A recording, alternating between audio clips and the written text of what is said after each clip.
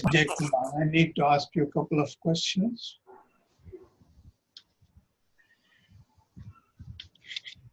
Yeah, go ahead. Okay.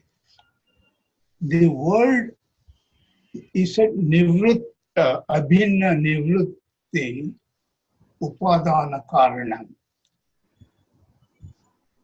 Is there any, I thought you gave me another meaning for the word nivritti earlier. Yeah. Yeah.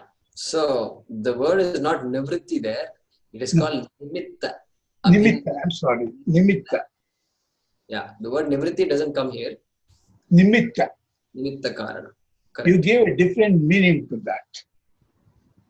Yeah. So nimitta has different meanings. And one meaning is what we are using here, which is the maker of something. Maker. Nimitta. The intelligent maker. That is the meaning of the word nimitta. Intelligent maker. Earlier we gave some other definitions, right? Nimitta matram bhava savya sachin, we said. Correct. Yeah. So, nimitta matram bhava. May you, it seems like an opposite meaning. It's like an opposite meaning, right? Because you don't consider yourself to be the actor of all these things. Right. Things are happening and you are just an instrument. Correct. You're an instrument, nimitta. So in a way, here also same meaning, right? Because instrument. Because instrument of creation. That is the way to take it. Instrument of creation. There, the instrument is being highlighted and say, hey, you are just an instrument. Don't take yourself to be the author. Don't take yourself to be the doer. You do your duty and nothing will stick to you. No papam, no punyam.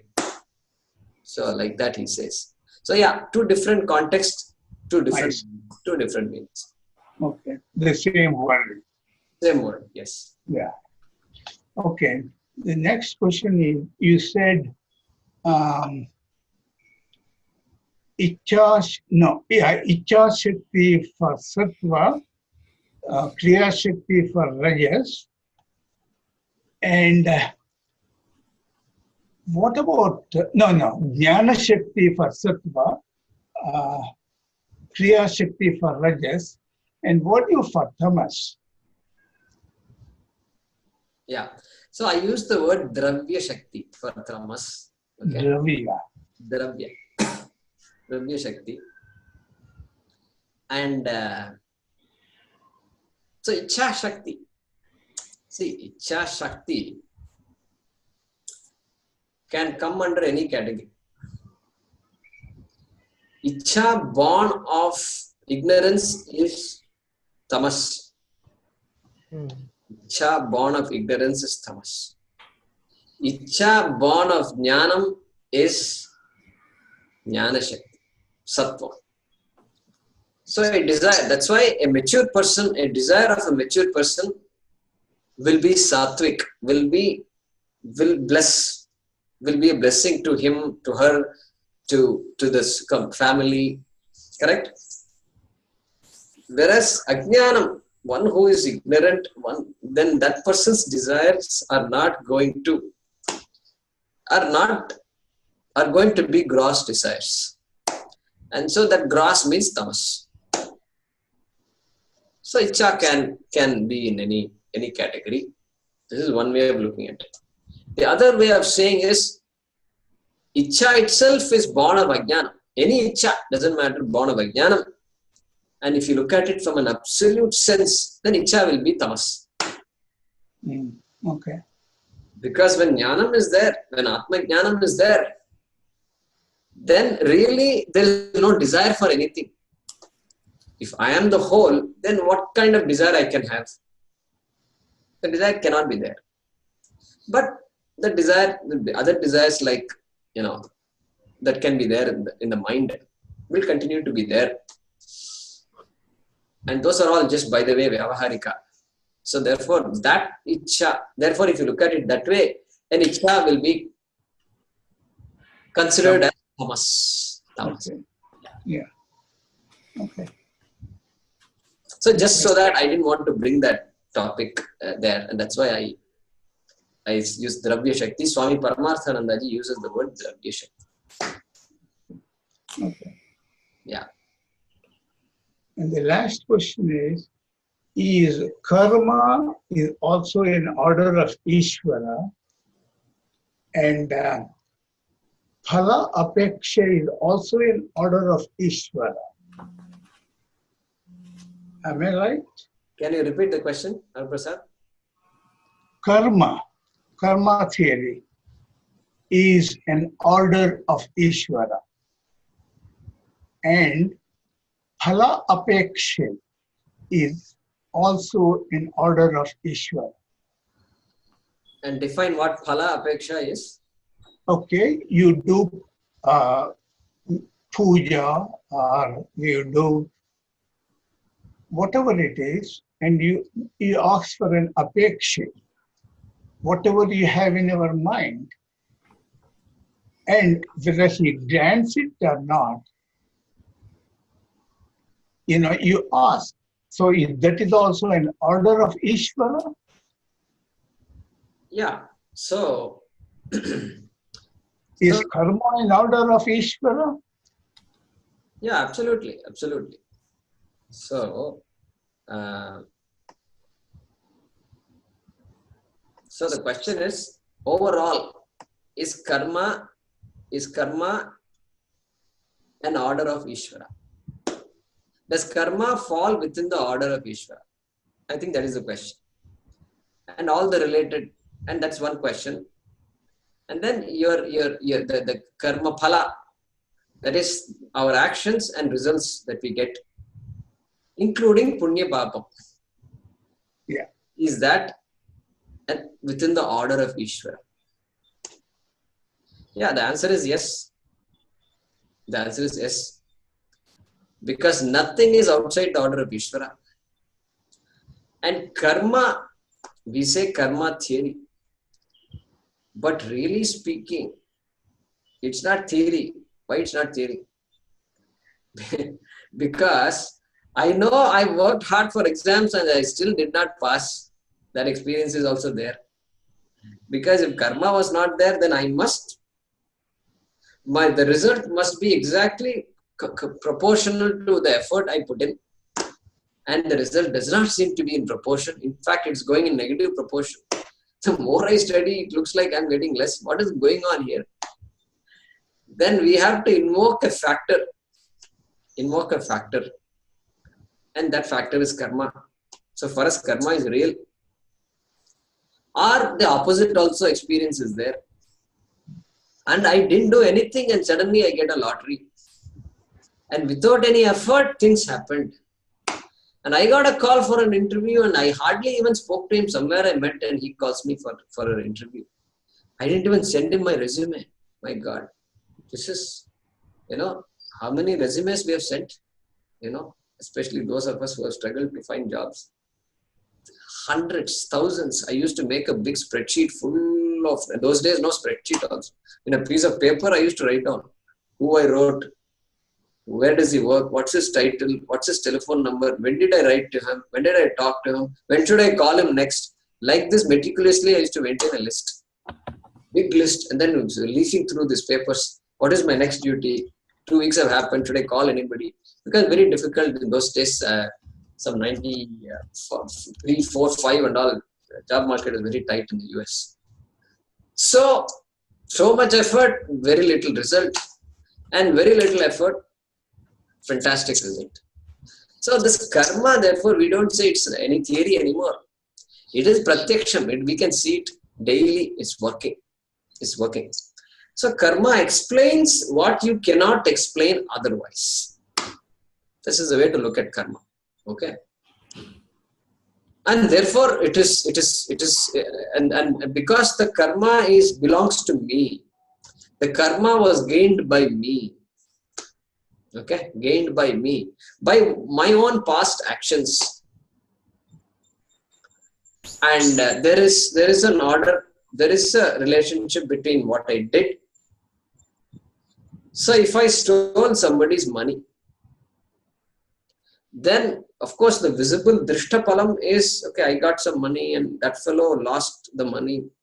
That fellow is sad. I am happy now because I am now richer by so many rupees. All this happened, but Shastram says, wait a minute, this money doesn't belong to you and you have caused hurt, therefore you are going to gain some papam. Some force which will get you a negative result later on. Right? This is papam. It is sitting in my bank account, karma bank account. So this law is very much operating. And so that phala that you are seeking when you pray is going to come. The prayer is an act also. Remember, prayer is an act. We have to understand this very clearly. Prayer is an action and no action can be without a result. Okay, remember that. It may not be clear to me what result I got from what prayer I did. The connection may not be clear to me. These kinds of connections we can't make. But the fact that I prayed, and prayer is an action, and it is an action which has a punya karma, which will yield fruit somehow. Within the overall complete laws, all laws are operating. And because I may have some papa there, the papa is pushing its way, and the punya also is pushing its way. And what comes out, we don't know. And so when I am rowing the boat in the river, and the river could be flowing nicely, and it is taking me without even all I do like this, and I can go 5 feet. Or I am rowing against the flow of the river, and I have to keep on pushing, and every time I push, the moment I sleep, it just takes me back, and I seem to have to put a lot of effort. This is exactly how karma works. Exactly how it works. So that entire order we accept as Ishvara's order. And you can influence it. How you can influence it? By doing punya karma. So helping others is a punya karma. Somebody who needs help, I will provide that help. Somebody who needs to know mathematics, learn mathematics, needs a tutor, I will go put myself in that shoes and I will teach. So all this punya karma is there. And that punya karma will now what? Is going to add to the punya account. And so that is my way of influencing the outcome of my karma. Correct? And prayer is also part of that action. And anything that comes is also prayer is also part of the action, which is part of the law and part of the order. And the result that is produced from all my actions is also part of that same law or same set of laws called karma. So karma cannot be disproved. And even though we can see karma at work, we can't prove it also. We can't prove it. Correct? But we can't disprove it. Very clear, can't disprove it. Why did this child die when she was 2 years old? What did she do? Please tell me. The mother asked the question. What did she do? Why did God not take me instead of the child? So the only explanation for this question is karma. Only explanation. So Swamiji used to say, Indians are sane despite all the problems in India because of karma. Because of karma. Okay. Because there are too many reasons to become insane. And we say, okay, so we will do our best. And some karma is working against us sometimes. And of course, sometimes it works very well also, like our election results. And so we are saying, yeah, we believe in karma, we believe in Ishvara, we will work hard, and we are happy to take whatever comes. Whatever comes, we will be happy to take. This is the attitude given by the karma, by the karma buddhi, punya papa buddhi. It's called Shraddha.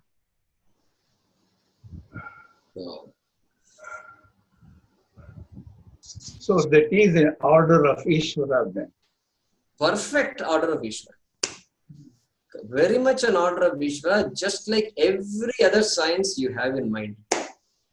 Every radiology, thisology, thatology, psychology, everything is order, and this karma also is part of the order. Very much. Okay, thank you. Thank you. I have a question. Yeah, go ahead, Prasad. Okay. So, Brahma Satyam. So we are nothing but we are none other than Brahman. So it is just Brahman, right? You said Maya is Anadi, yes. But every Jeeva tries to gain knowledge to remove ignorance. So every one of them. So, I mean, if it is Anadi, then where is exactly this ignorance? Is it in each individual? But it is Anadi, you said already. So, Yes. in other words, where is the locus of this ignorance? Good, good. So where is the locus of ignorance? And yeah, so Maya is Anadi. Let's see what are the things.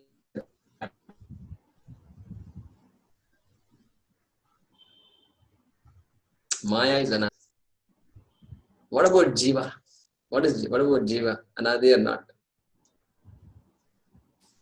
Prasad. So, which comes first? Like you already said, the chicken and egg example already. So that's where the problem is. So, yeah. Right. It's not that big of a problem because Maya is Anadi. See, Jeeva, the fact that Jeeva is there shows that Ajnanam also was there. Ajnanam was there.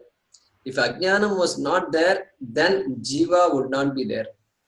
Jeeva as an ignorant being would not have been there. Correct?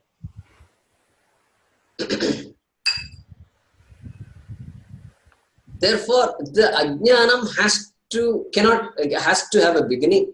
Ajnanam must be there. Ajnanam must be Anadi. Jeeva is Anadi. And where is Ajnanam means?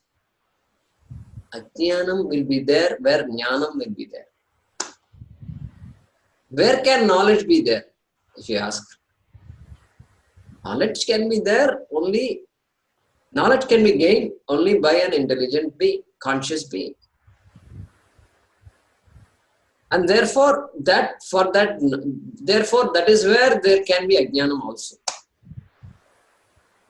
Means, where the possibility of knowledge is there only Ajnanam can be.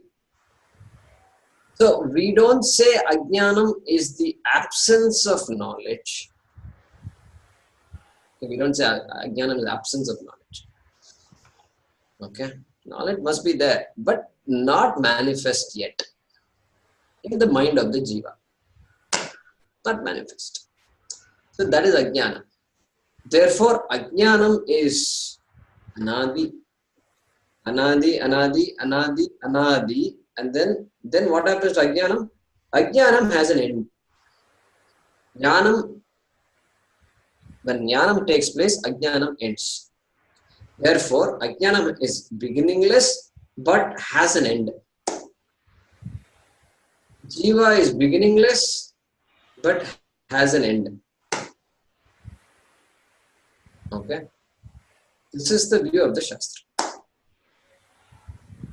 Yeah, but so if I go back, it could be in Brahman because we are Brahman, but it cannot be in Brahman, obviously, right? The ignorance cannot be in Brahman. Ignorance cannot be in Brahman means what? What is the meaning of the statement? What are you Well, saying? Yeah. So the beginningless is the existence. So it's just the existence, right? Whether we talk about Yes. ignorance or knowledge, so beginningless is the existence. So the existence has incorporated the ignorance within it. Yes. Ignorance is sustained by Brahma, just like Jnanam is sustained by Brahma. Brahma will sustain anything. Brahma doesn't stop anything from happening. Okay. Ignorance also is possible. If knowledge is possible, ignorance is possible. It's like two sides of the coin. You can't have one side without the other side. And that metal, silver metal or this stainless steel doesn't care. It just supports both. Both sides. It doesn't it doesn't have any this one, what do you call it? In Sanskrit there is a word for it. Partiality. Paksham. So it doesn't take any paksham. So that is how it works. Okay. So we cannot fix the locus as such. It is anadi. Yeah. So locus, when you say Ajnanam is Brahma. Brahma is not Ajnanam. Ajnanam is Brahma.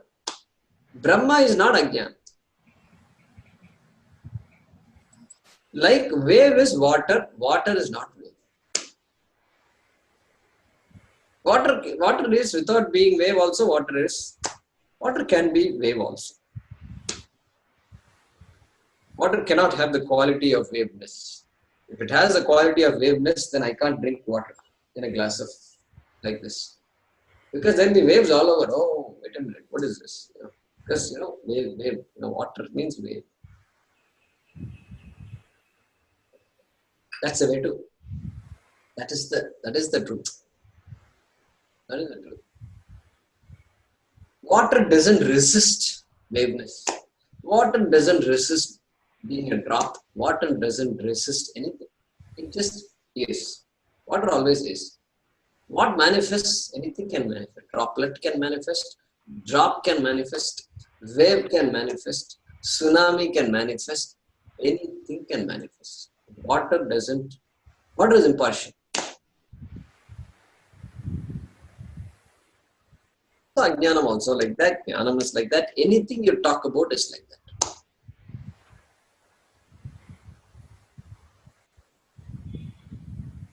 And Jnanam, Ajnanam possible only in a mind, human mind. Not possible elsewhere. A stone, it doesn't apply to a stone. Because a particular upadhi is needed. An entity called the mind which can think of all these things, which has ability to think, is needed. And only in any case, the Jeeva is the one that ponders about these things, not the stone. So we are okay with that. So a conscious being, you can say a conscious being, or just a Jeeva. Yeah. Consciousness has to be manifest as a thinking being, a conscious being.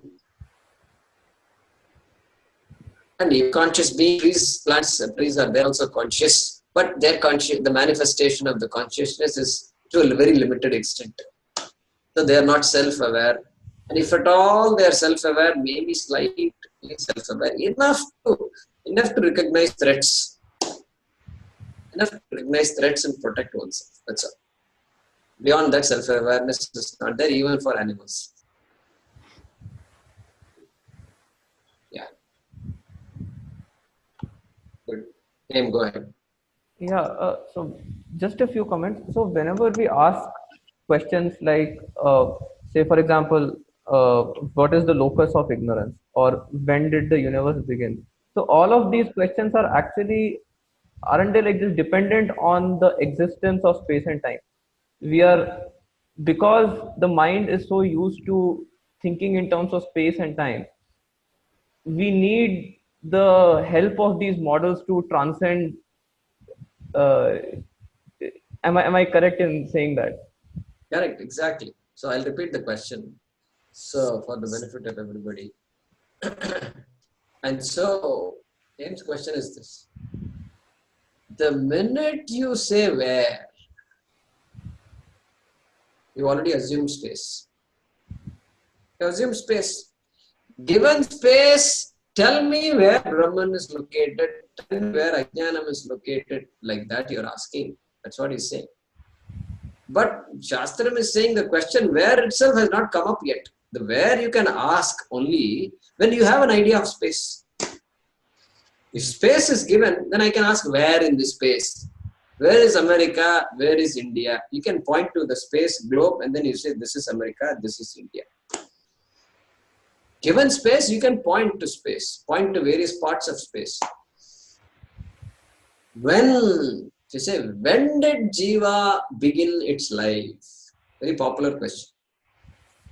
Because we all want to know our origin, because we have struggled, we write our date of birth and all forms we fill up and January 27th, 1943 or 1972, whatever, we write all these things. So it's deeply entrenched in our mind. When? So the Shastram, like James said an important point. He said, we need these models to take us out of this time-space mindset. To make us think, wait a minute, you can't ask the question when. We are talking about something where when itself did not, the question of when itself did not arise.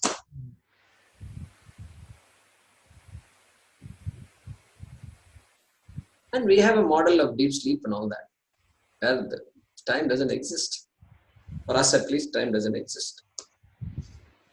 That shows that, time is a creation of the human mind. The projection of the human mind.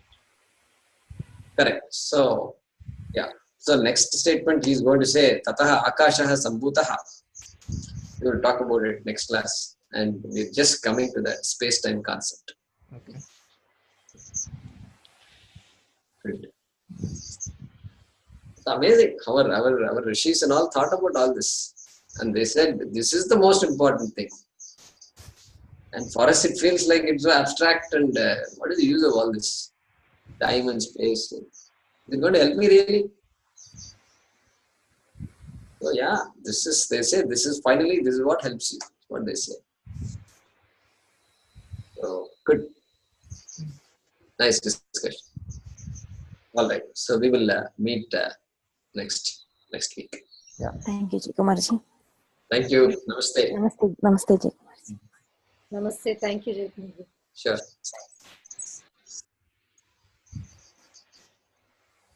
So you can pause the recording. Yeah.